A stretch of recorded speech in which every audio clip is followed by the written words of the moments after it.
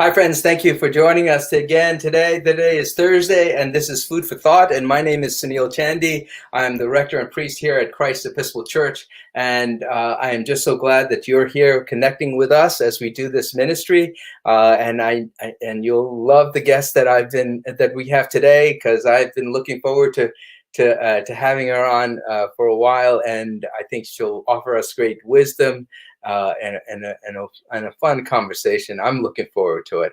But at this time, I just if you're here, connect with us. Tell us that you're watching. Tell us that you're here, and we're walking together in this journey of life, especially online. And I know that Natalie Gordon is watching. Good morning. Good morning, Geraldine. It's good to connect with you. Thank you very much for being with us. And then there are other folks there, at least several people who are coming in and coming out. And I'm looking forward to seeing Betsy Rice too, and her namaste. But I'll say it in advance of her coming on.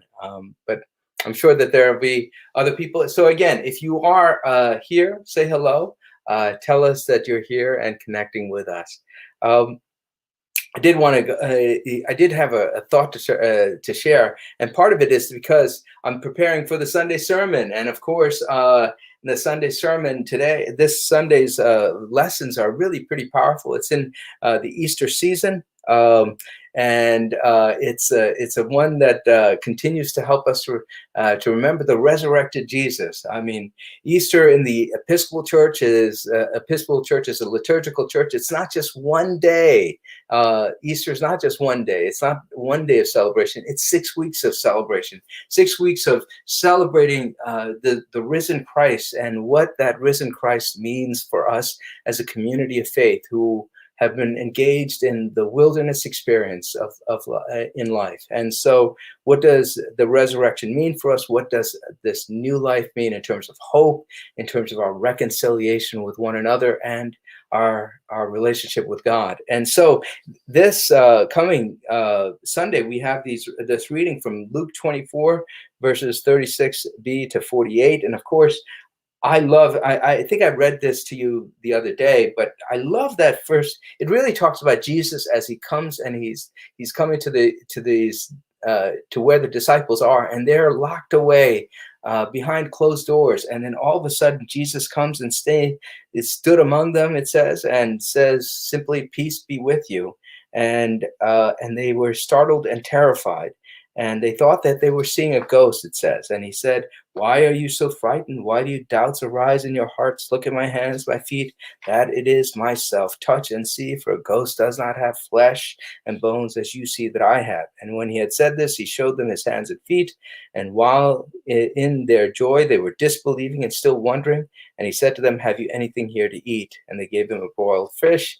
And he took it and ate it in their presence. I think I just want to focus in on that, because I think it's just a wonderful comedic moment. I talked a little bit about this yesterday. It's kind of like they just, they're behind these closed doors, and then all of a sudden Jesus comes right in front of them, and he just basically says, "What's up?" And then they're scared, and then it's interesting in the Gospel of Luke. I mean, the very mention of ghosts. They think of him as a spirit, and they don't know what to do. And I could just imagine the awkwardness of the moment, just like, just wondering what to do. And it really speaks to one thing, I think, in terms of my mind.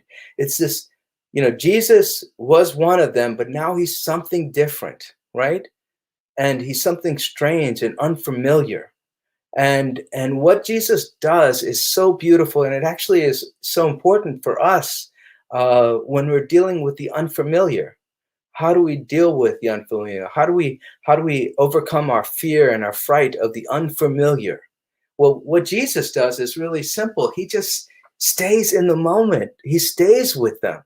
It's awkward, right? I mean, when you have an uncomfortable experience, say it was like a ghost or something, somebody's running out the room, right? Somebody's getting out of there, getting out of Dodge. But no, in this situation, they all stay together, and it's uncomfortable. And I could just imagine the moments, because Jesus is there, and he's trying to convince them. But of course, if you're frightened, people don't usually talk, right? And so it's like dealing with a scared cat. You want to coax them out. And so what does he do?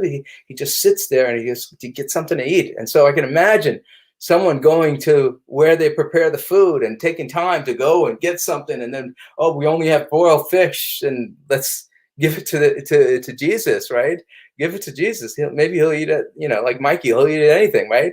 But then he takes the time.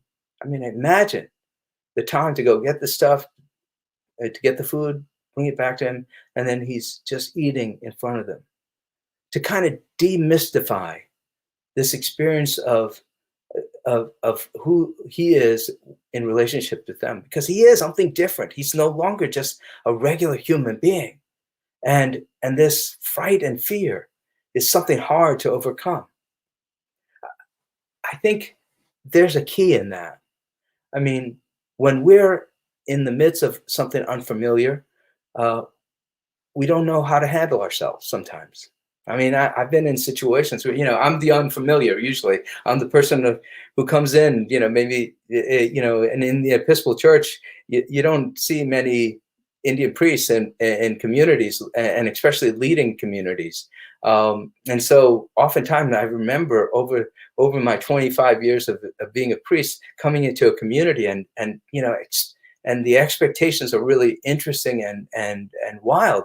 People would expect me to come riding on an elephant sometimes, or with a turban with a huge Indian accent, not knowing that I grew up in America, and I love what I do, and I love language and so forth, but they'd expect something totally different. And for a while, there's like this awkwardness of all these expectations, these stereotypes, these labels that are kind of engaged in. And the thing is, if you run away during those times, then the real relationship, you prevent the real relationship from happening. And so I remember in those situations, in those uncomfortable situations, sometimes all I have to do and it takes great patience, is to just simply be, to be patient and just show people who I am. And I think this is the challenge for us in this world right now. I think this is the challenge because, there's so much that people can always run away from each other. They could run away from relationships. They could run away from hard conversations. But sometimes the important thing is to just stay and just be there. Just stay and be there and relate and try to help people understand who you are and who we are and so forth.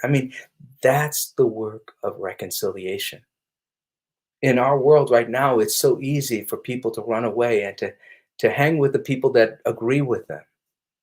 It's so much harder to simply stay and be with people who are scared of you. But I think this is what Jesus calls us to do. He did it with the first disciples, right?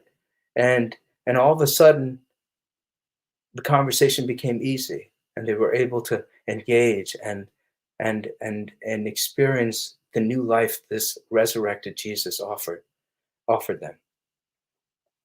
Today we have a wonderful guest who does a lot of reconciliation work, and she's wonderful because I'm just looking forward to our conversation. She's a former colleague or a student at Teaneck High School. I've really relished my conversation with my high school friends. They were all I'm just amazed at the people from Teaneck, and I'm just grateful to God to have them in my life and experience them. But Faith is one of those people, and I want to read her bio to you before I introduce her to you. Faith Alpher is, she writes on, I think I finally woke up after I was kicked out of college, the second time, twice, 2 colleges. I realized this thing called life was real. Beautiful. Faith is a native of Teaneck, New Jersey. She's a trained actress, a comedian, a radio personality, a wife, a mom, a champion of health and wellness. Thank you, Arbonne. And I had to find out what Arbonne was, but she'll tell us a little bit. Faith has an unquestioningly demonstrated a gift to communicate. She holds a master's degree in communication, has utilized her gifts to inspire people around the world through comedy. She's an entertainer by design. She worked with a variety of corporate companies and celebrities, Hasbro Toys and Games, the Wayans Brothers, Earthquake, the comedian, and featured on OWN's Oprah Winfrey Network, and just to name a few. Faith is quick-witted, has a high energy. Whether she's speaking to a live audience or acting on stage, she has a knack for tugging people's heartstrings across generations, cultures, and belief systems. She often moves her audience from hysterical laughter to deep thought through her stories. Her stories are uplifting and encouraging. And she writes this about herself. I would like to describe myself as a cross between Oprah, Whoopi, and Lucille Ball. I'm kind of poised, confident, but never take myself too seriously. She loves taking her audiences on an emotional ride, whether sharing about her interracial wedding in Harlem, driving 3,000 miles to California, or how she used to eat ambrosia and cheeseburger for breakfast. It's never a dull moment, she says. She takes her audiences on an emotional, cathartic ride. I'm just looking forward to you all meeting Faith. Ben, bring her on. Faith. Oh my God, how are you doing? I'm doing great, but you weren't supposed to read that whole thing. Oh my gosh. I'm so sorry. I love it. I'm like, oh my gosh. No, it's great. I loved it. And I just, I tell you, I just love connecting with not only with you, but all of my high school friends. I've had some really amazing conversations, and and that's a gift that this COVID-19 situation that I've gotten. I would never have done this if it wasn't for the fact that we can't do anything else but this. Exactly. And thank you. Thank you so much to your admin, your staff, the fabulous Ben. I mean, everybody working behind the scenes doing this to make this happen. And of course, thank you to you. And as we're talking, of course, your high school days, either one or the other. Either it was a great experience or not so great experience. My experience was fabulous because of people like you. But I always giggle because I'm like, you were always a little mischievous. I'm like, what was he thinking? What was he doing? You always had that look like, Yeah. You know what? That's why I became a priest. What it is. I'm like, oh, okay. You always had that look. Well, you know what? I remember not only speaking with having friendships with you, but also Venida, and of course all of the guys back at high school. I was always very shy, right? But you're right. I mean, there was a mind working in there, but I didn't know how to express myself and articulate it. And I still am a little bit shy. I mean, I'm not shy because I have to be, and I want to be, and I love people, and I know that, so there's some things that happen in my life that help me to just transform myself in some ways, Yeah.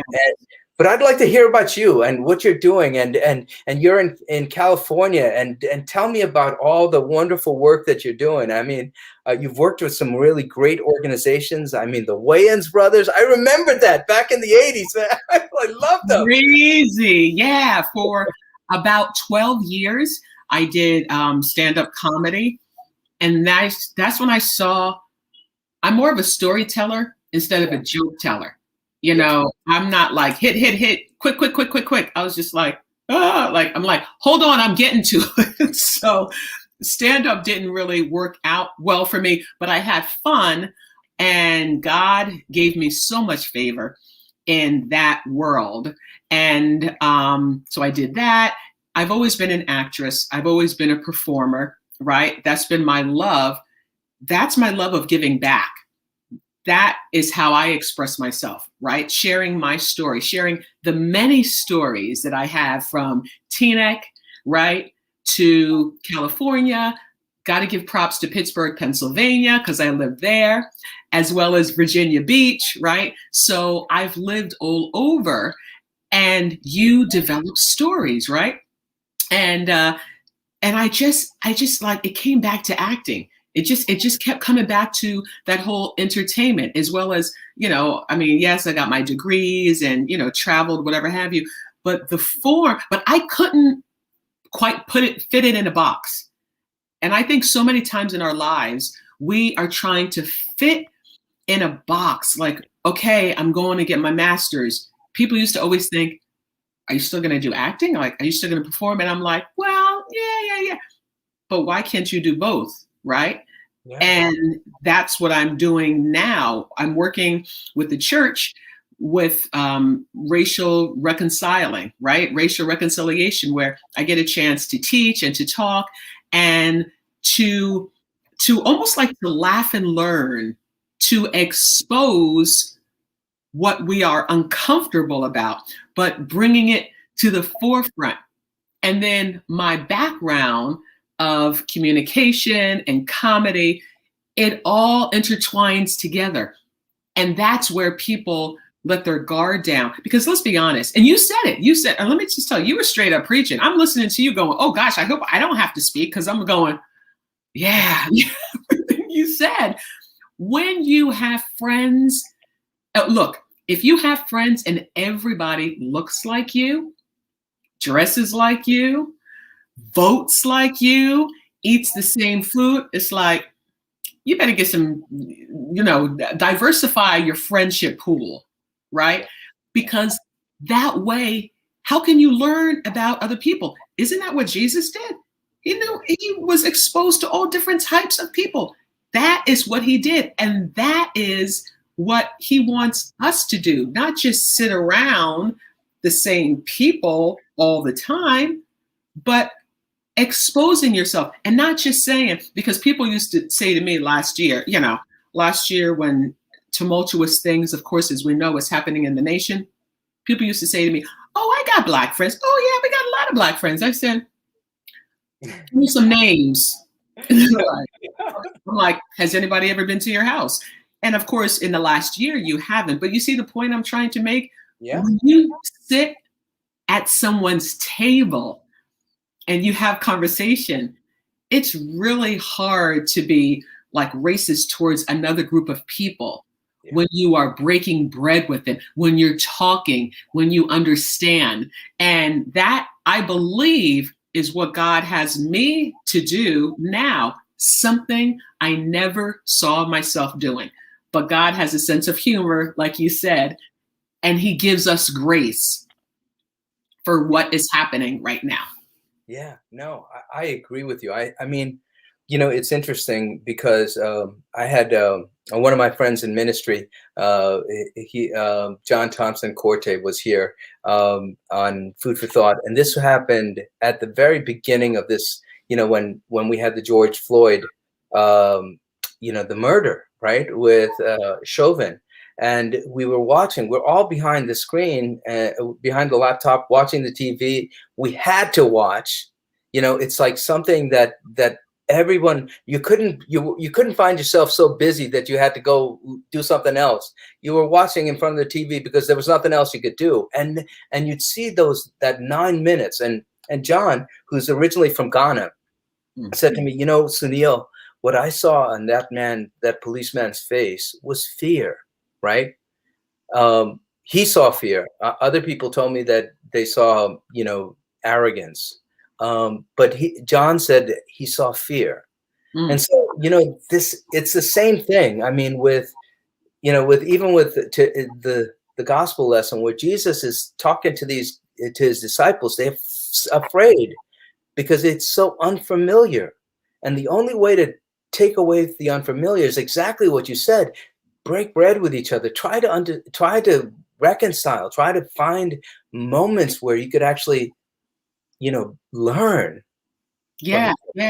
You're like demystifying oh, I thought all Indian people did this. Like you said, what do you think? I'm going to ride it on an elephant? You think I have a turban? You know what I'm saying? I know. I mean, because people in their train of thought, it's like, no, you don't know me. I was born here. This is my country. You know, don't let my skin fool you, or don't let my skin. You have a preconceived, way of, oh well, they all do this and they all do that. That word, it's like, you know. But although I do every now and then speak in a very good Indian accent, I can do that very well. When I go, it's like when I go to India, right? It's like the environment defines sometimes how you act and behave, right? And so all of a sudden I find myself when I'm in India, I'm like, I got that accent, and I'm moving my head like, anytime I go back home to New Jersey, there's like, what are you talking about? I get the dog, like, and I go back home to Cali, then I go, to Cali, and they're like, okay, which one? Or Pittsburgh, it's yins. I don't know if you've ever been to Pittsburgh, Pennsylvania. It's like on downtown. What are yins doing? It's not yins. And I was talking like that. So we do kind of, assimilate, but it's a beautiful, beautiful thing to get back in touch with you. I've watched you put out something, oh boy, last year where you were speaking. I don't even know how I came across, and I was like, look at him. It was what I needed. It was so uplifting. And I'm like, oh my gosh, I'm so proud of Sunil. I'm so proud of you. I mean, I just want to say that again and again and again, because not everybody has a positive experience from high school. Yeah. But I did. We did. Like, come on. Tina Kai in the 80s. Come on. It was the best. It was the best. It was, but there were challenging moments, and I think that those, just like challenges in life, right? I mean, I remember, Faith. Teaneck High School was one of the first integrated, towns in the country, and it voluntarily integrated and so forth. But we did have a black door, we did have a white door, we did have like a drug door, and eventually I had an Asian door. I mean, two Indian guys. I don't know, but the thing was, it was a reality, right? And yes, there were challenges in those relationships, right? And so we could look at those challenges and say, okay, we can look at it and say, the glass is half empty. Or we can look at those challenges and say, okay, what do we learn from that? And I thought the teachers really helped us to learn something new about each other. And I remember there were fights at Teaneck High School. I remember that, and I remember that there were kids who were having a hard time, but then there were also these wonderful moments with people like you and Ingrid and Maura and all of the gang. Isn't that funny? The people that you've interviewed, on Food for Thought, are my most treasured friends from Teaneck High. Ingrid, Allison, Maura. I mean, oh my God. And I didn't hang out with Allison, but I'm like, oh my God, I'm so glad I met her again. I mean, she's amazing. And Dan Cantor too. I love Dan Cantor. You can't even say Dan. I love Dan Cantor. I think Dan and I went to the same undergrad. I think we did. I love Dan. And I watched your interview. I was like, ooh, am I like stalking Sunil? No. I'm watching all the interviews like, Dan, yeah, he was always deep. I remember Dan, deep down. I remember that. And then I'd love to connect with more people. But so have you ever thought about? I mean, you were involved with the high school reunion, and I didn't go to that. But no, okay, no, it wasn't. I was, but then it just. I mean, it just kind of got weird. I don't know what happened. My kids and I, we always say, well, what happened was. I don't know what happened. I'm 3,000 miles away, and I'm more of an optimist. Yeah, I know. Right? You know, just, I mean, and honestly, that's why high school for me, it was great. I mean, don't get me wrong. I almost didn't graduate. Biology, Mr. O'Shea's class, I totally failed. Oh, wow. Did Okay, you okay. remember Mr. O'Shea? Did you have Mr. O'Shea? No, I didn't have Mr. O'Shea. I had this a woman named Miss Brandt, and she went off to med school, and Wow. she was amazing. She was amazing. She was great. I loved it. But Wow. Mr. O'Shea, I heard, was pretty tough. So He was tough because the kids were tough. I mean, they were like throwing frogs out the window and dice. And I'm just like, la di di di di. You know, I didn't have a clue until I got an F. I was like, like, what do you mean? You know, like Scooby Doo, huh? What do you mean? I was like, Miss Rodman, you know, you won't be graduating. I'm like, oh my God, I better get serious. And he allowed me to take over a midterm. And as my grandmother says, by hook or by crook, I passed and graduated, was able to sing "We Are the World." So I was really happy about that. You know what I did, you bring me such joy and laughter. I'm telling you, I don't know if everyone understands that joke, but you know, I mean, "We Are the World" was a song in the 80s when we graduated in 1985, and Yes, you know, I mean, it was the big thing, and I remember that. I remember that. Oh, I loved it because Maura and I were right next to each other. And we were like, she said she had, there's a choice we're making. And then I had, we're saving our lives. And I had to back up for the other person. But it was like, my moment in glory. My moment in glory. Yes. Yes. So the great times, and then fast forward to today, yeah. I can look at it as, okay, that was then, but this is now. What are you doing now? Because some people only live for, well, in the 80s, I was blah, blah, blah. In the 70s, I'm like, Yeah. This is 2021. What are you doing now? Like, what is your contribution now? How are you giving back now? How are you presenting your best self now? Okay. And it can be, because it can be Christian or non-Christian, but what are you doing to present to the world now? Because now we need your voice. And I'm not talking politics. I'm talking just love, I'm talking just, love, because that ultimately is what we all need, what we all want, what we all crave, and what we are, gaming for. And that's what Jesus said, right? The Commodores knew it back in the day. Jesus is love. Like, we all want love. And what are you doing now? So that's what gets me so excited. So that's why I'm like, ooh, food for thought, literally. Okay, so are we taking care of ourselves and our bodies, right? You can't bring your best self forward until you're taking care of yourself physically, emotionally, mentally. And I'm not talking exercise. I'm talking like some type of activity, because your activity could be dancing, like, right? You're like, okay, I moved today. I'm gonna throw on some Commodores, or I'm gonna throw on some Snoop. It's like I gotta move my body.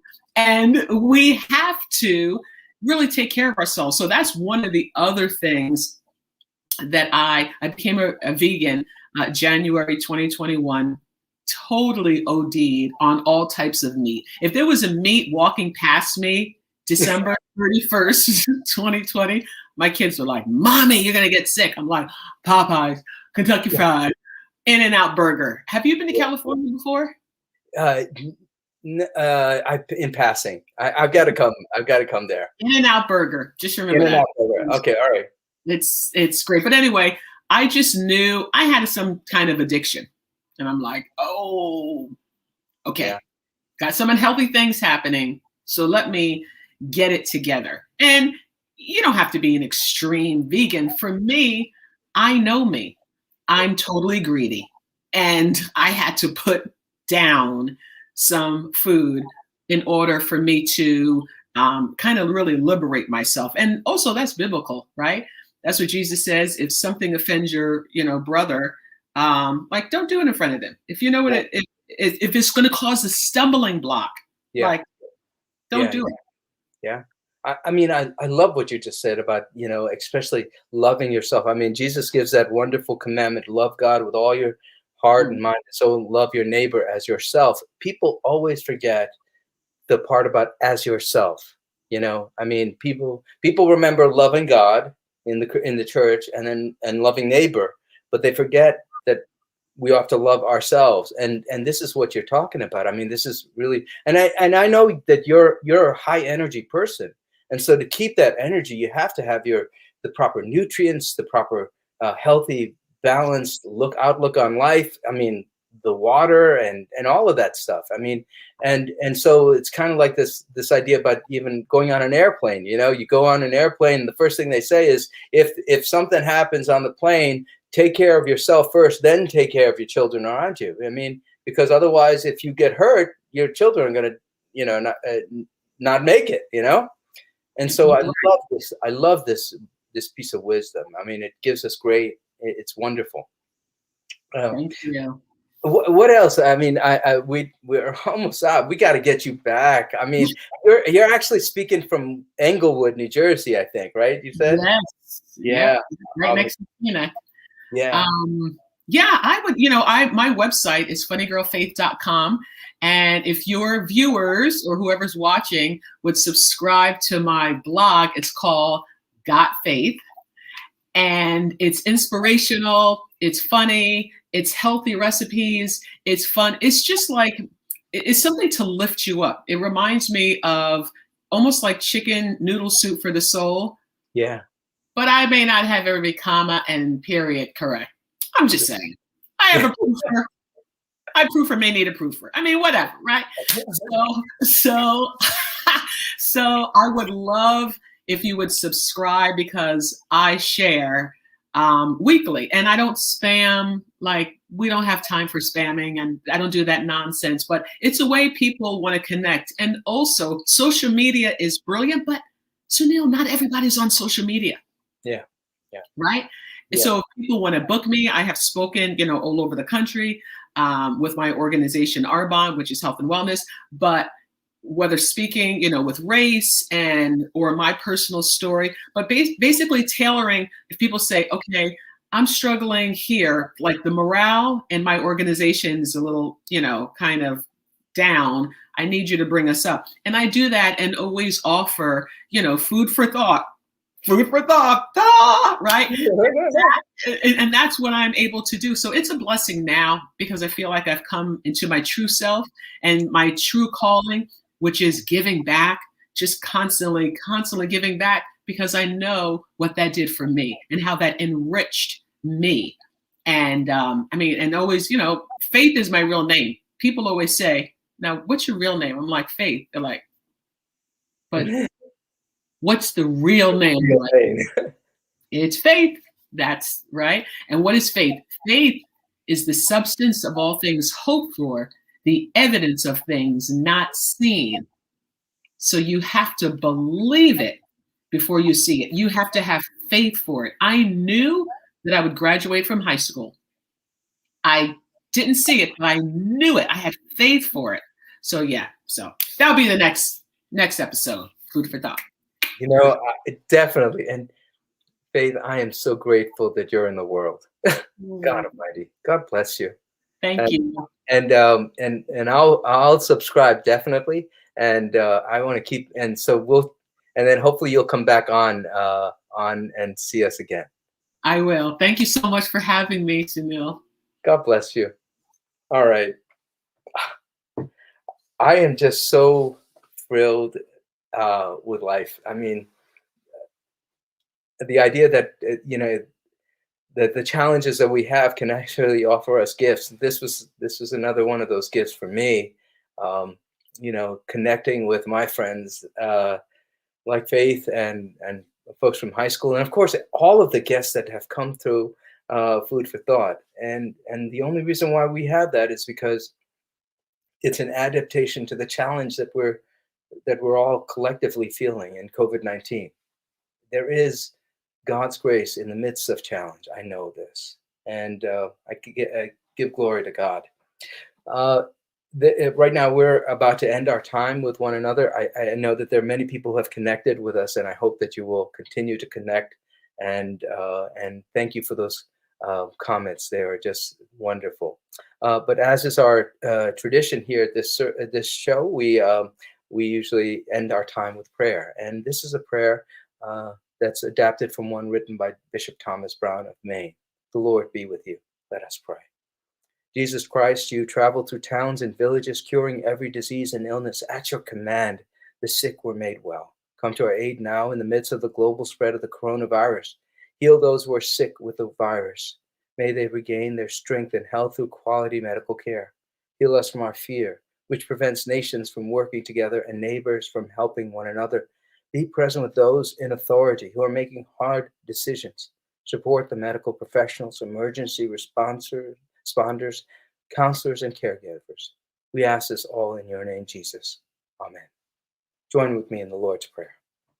Our Father, who art in heaven, hallowed be thy name. Thy kingdom come, thy will be done, on earth as it is in heaven. Give us this day our daily bread, and forgive us our trespasses, as we forgive those who trespass against us. And lead us not in temptation, but deliver us from evil. For thine is the kingdom and the power and the glory, forever and ever. Amen. Friends, go in peace to love and serve God. Spread the light of Christ, the light of hope, the light of joy, the light of love to the world around you. We need it right now.